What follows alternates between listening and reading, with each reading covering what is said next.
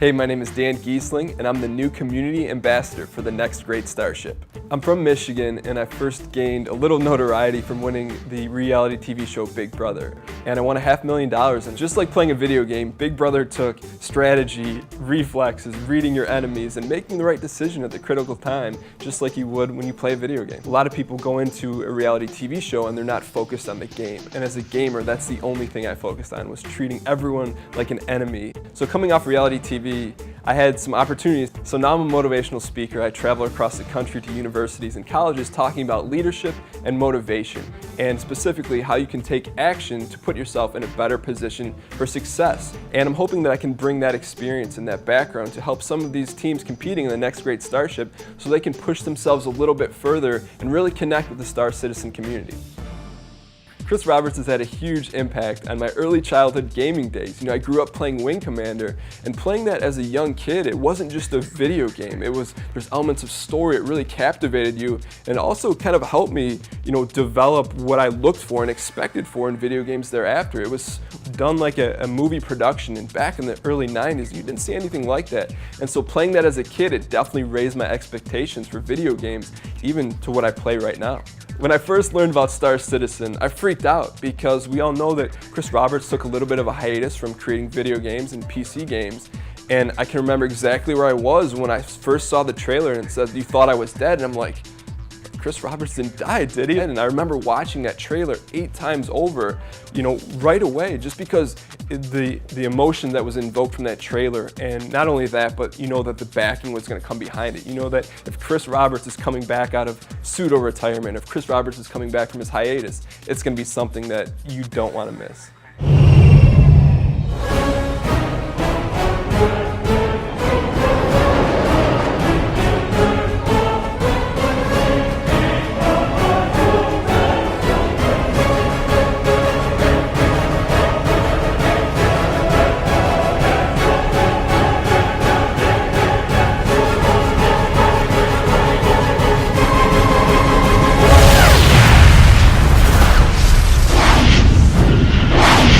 Right in the middle of the trailer, I stopped everything and I just went and gave money. And I feel like a lot of people did that as well, because Star Citizen is something we've all been waiting for.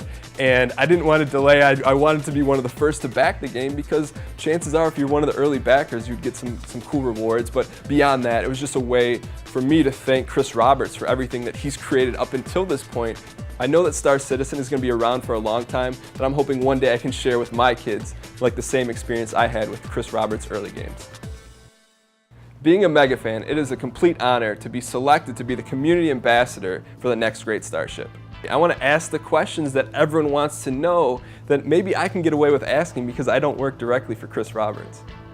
Just like you guys, I'm a huge fan of starships, and we recently just had a chance to check out the concept stages of the Mustang. Let's go take a look and see how far they've come.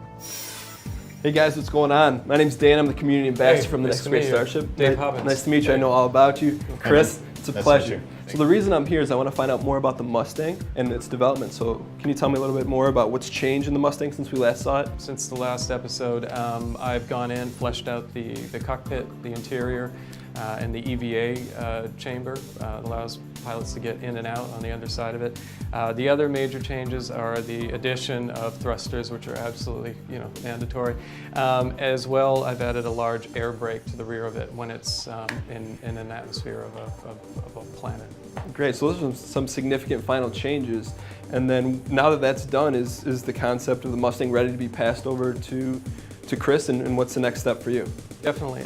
Chris Roberts has signed off on all of this, and so I pretty much just forward the concept imagery and my rough proxy geometry, which Chris Smith will use as a template, and I've just got that over to him. Okay, and for you, once you're done with it and you sign off, is that the last you're going to deal with the Mustang? Once you pass over to Chris, is that it for you, or what happens for you? Chris Smith is an accomplished modeler and a designer in his own right, but there are instances where there will be a significant change, and that may end up back in my lap, where I'll be focusing on a particular aspect or guiding the process a bit more. But generally, he's got it. I have complete faith, and yeah, can't wait to see what he comes up with. Got it. So Chris, now the Mustang is passed over to you. Can you talk me through your process and what the first thing is you're going to do with Dave's concept? I usually take a concept like that, since they're 3D, and do like a little, well, I probably re-topologize it. That means rebuild it. Okay. And get it ready for a game asset. And yeah, and then move on to texturing, and then we'll set it up and get it ready for the game. Chris, thanks so much for showing me the Mustang. I know we're going to be seeing more of you working on it in the upcoming weeks. I really appreciate the time you guys have both taken with me. It's a pleasure meeting you. Awesome. Dave, pleasure meeting you as well. Thanks you so much. Take it easy. This is a dream come true. To actually get to sit down and meet Chris Roberts is something I don't think my 10-year-old self playing Wing Commander would actually believe. Chris, thanks so much for bringing me on as the Community Ambassador for the Next Great Starship. It's a complete honor to be sitting here with you because I'm such a huge fan of your work.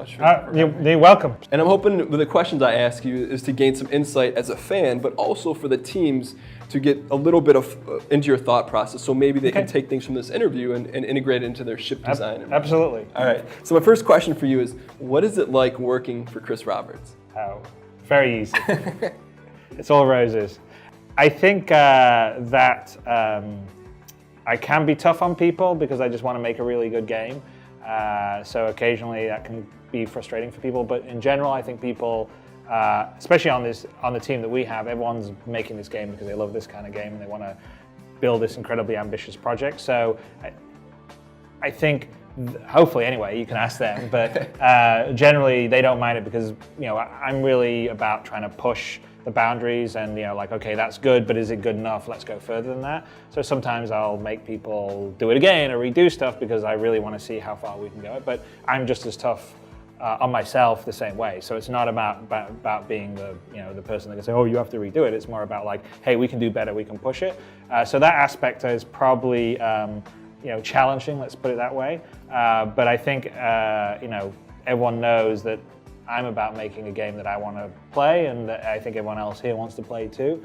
And so we just kind of geek out and get excited by like the really cool stuff we do. So, you know, if an artist has just done something, say, oh, come look at this, and we look, you know, and like, wow, that's awesome. And that's actually kind of the nice thing about the way that we're doing Star Citizen, is that we actually are sharing those moments with the community, where in the past in game development you didn't. You would like, so the team would sort of appreciate all the cool stuff that people were doing, but you know, the outside world didn't really understand it, and by the time it got to a finished game, all the little nuance and detail that it took to get there is sort of lost, and it's just the final game, which people could appreciate, but a lot of the work and love and effort that are put in by the team members don't necessarily get appreciated. And so in the process that we're making the game now, I think we get to share a lot more of that, which is really cool.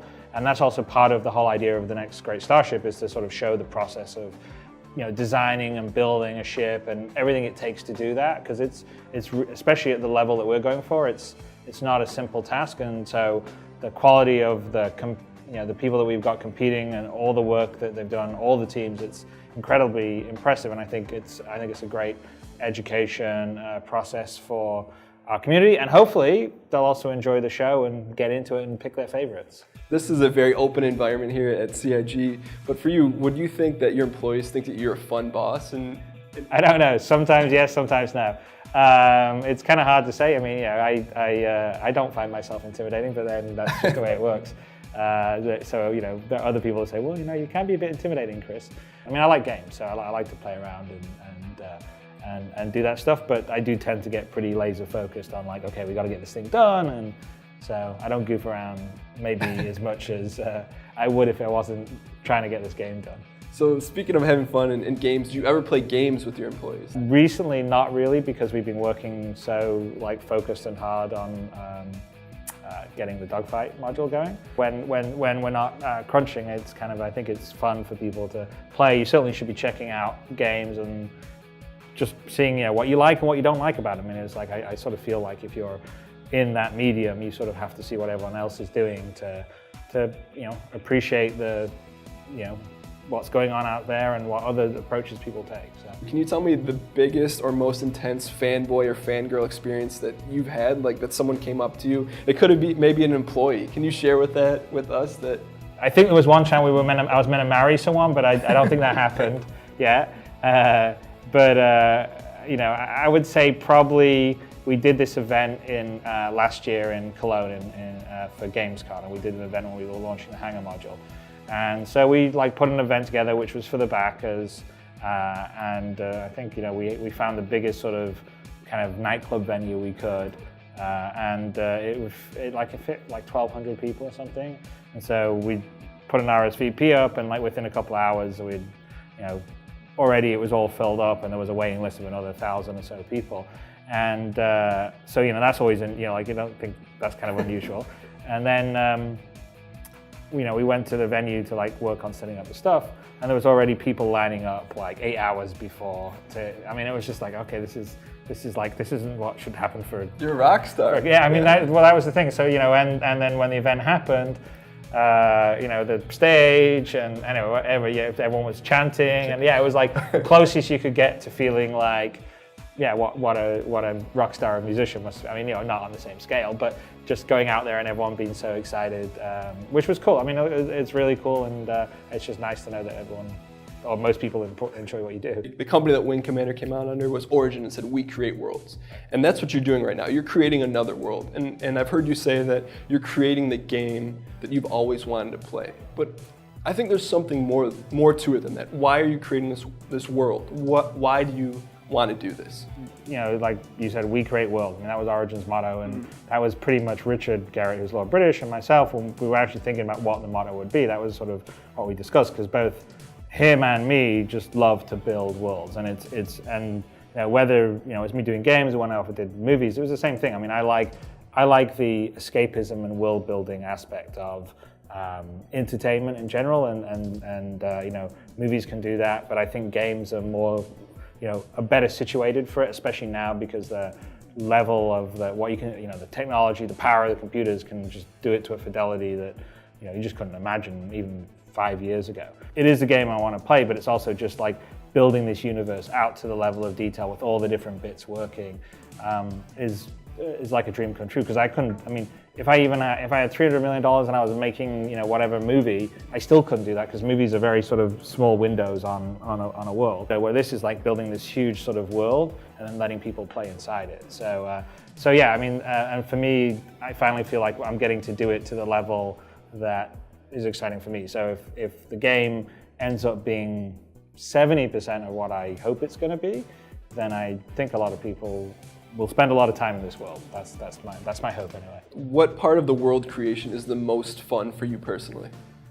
It's on several levels. So for me, I really like the initial sketch where you sort of start to figure out kind of what the world will be like, and we've documented the process a bit, but the way I normally work on any of the worlds I work or stories I try and tell, I usually like to base them on some level of reality or history, just so they sort of feel like, for me, it makes sort of fiction feel better if it has some kind of root in reality. So just sort of figuring out how it's going to work, which is what David Haddock and I did, who's the lead writer on the project at the very beginning. This is back in sort of early 2012, middle of 2012. So I really like that. I really like the concept stage. So it's really fun to sort of have people go, okay, what are the Jean going to look like? What are the Vandal going to look like? Or let's visualize what this Terra is going to look like. And you start to see the world. Because pictures for me, you could have 100 pages, and if it's just text, it's much harder for me to relate. But when you start to visualize and you have pictures, that's where I really start to connect to it. And then when it's actually you've got the bits that are working in the game and you can actually feel and play around with it, that's cool too. So I would say the part that I probably don't like very much is the bit that goes from the concept to the bit that you're getting to play around with it. But you have to do it, that's what it takes. And so, but there's just a lot of work involved in that. And it doesn't move as quickly as you would like. And I know you put a lot of pressure on yourself to make sure this is the best it can be, but what do you put the most pressure on for yourself in this project? What do you say, this has got to be right every single time? And where does that... I think it's sort of the bigger picture things where the dogfight module. The dogfight module needs to be fun. It needs to be good. We're releasing something that for a lot of people to play, it's almost like a real live release, but it's a year and a half away from when you would normally be releasing it, right? So there's a lot of polish and iteration that you would normally in the old way do it kind of behind closed doors.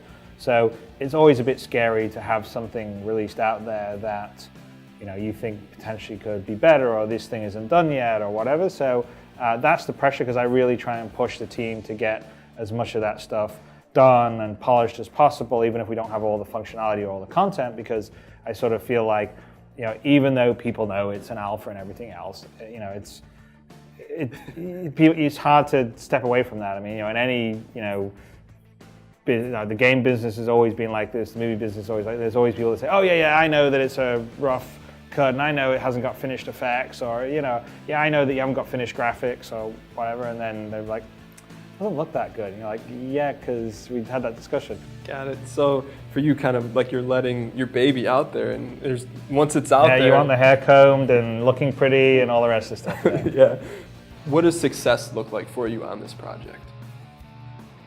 Well, for me, I think it would be success. I mean, first of all, I think if I feel like I've made the game that I wanted to get, that's one level of it.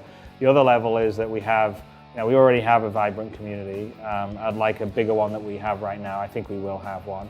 And that they're as engaged and having as much fun playing the game and adventuring around as they're having right now waiting for the game. Right? So, because the community is incredibly focused and engaged, and they don't even have, they can go around the hangout, but that's not really like playing the game. So the question is, when the dream gets in their hands, is it a dream that matches up with their dream? And is it fun and engaging enough that they're going to carry on playing it with their friends for a long time? And so if I manage to do that, I will feel like it's been successful. So that's what I hope to do. When the game's done and you sit in and you have to take your inaugural flight in the open world, which ship are you choosing? You can only pick one. Right now it would be the Constellation. It would be the ship. I mean, that's sort of the one that I want to fly around with. And that's we won't be in Dogfight V1, the multi-crewed ships, but we'll have a Dogfight V2, which will have the multi-crewed ships. And so I'm doing some actual coding to advance that state of stuff, because that's my dream, is like that. Not just the standard sort of wing commander, privateer, sort of freelancer sit in a sort of single-seater ship, or a ship that just sort of seems to revolve around you. This is, like you get up and you walk down into the galley and,